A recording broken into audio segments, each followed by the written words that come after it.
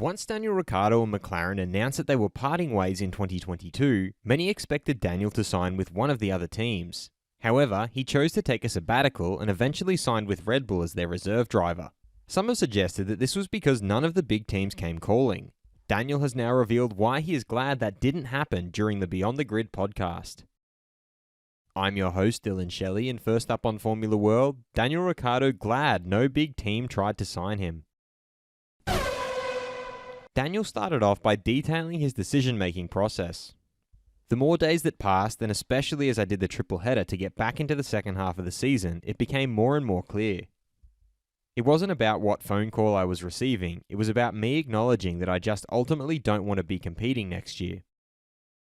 He then explained why he is glad none of the big teams called him.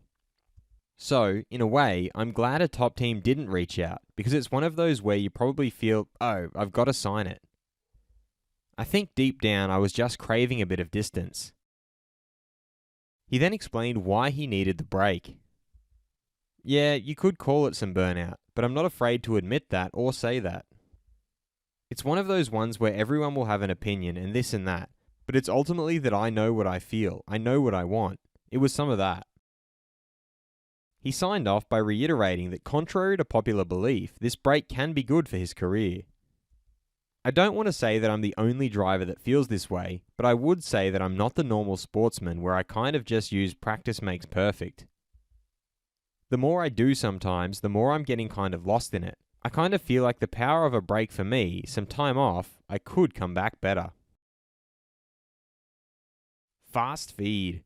Red Bull advisor Helmut Marko would say that they should fear Mercedes more this season, mainly because they have an advantage over Ferrari in terms of strategy and reliability. Ferrari's Charles Leclerc revealed that sometimes he and Lewis Hamilton discuss the brands they like. He really has a good taste and a lot of courage to show off the strangest looks when he comes to the circuits. Mercedes driver Lewis Hamilton is incredibly grateful for Bono. I've had an amazing journey with him. I think we've got one of the longest, if not the longest, driver-engineer partnership that there's been. He's been hugely integral to my success. Alpine's Pierre Gasly suggested that he and teammate Esteban Ocon know how to really work together. That's for his benefit, that's for my benefit, that's for the benefit of the team.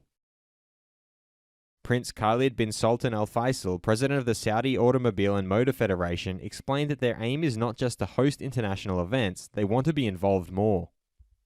Hopefully we can open and bring F1 team headquarters to Saudi Arabia. It's still a long way ahead, but hopefully by 2030, 2035 and 2040 we can achieve our goals.